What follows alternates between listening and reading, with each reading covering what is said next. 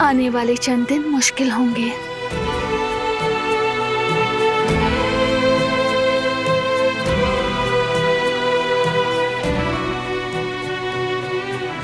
लेकिन बारान कारा भी उनका सामना भी कर लेगा।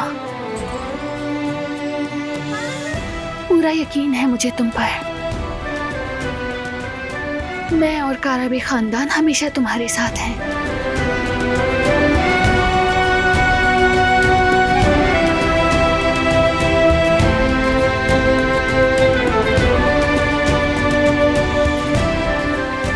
मैं जानता हूं मेरी फैमिली और तुम सब मेरी सबसे बड़ी दौलत हो।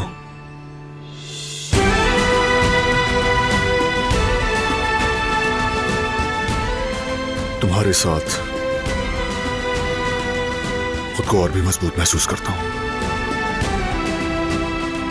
तुम सबकी हिफाजत के लिए कुछ भी कर सकता हूं।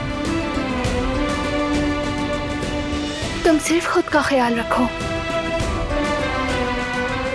मेरे लिए तुमसे बढ़कर और कुछ नहीं, कोई और ख्वाहिश भी नहीं।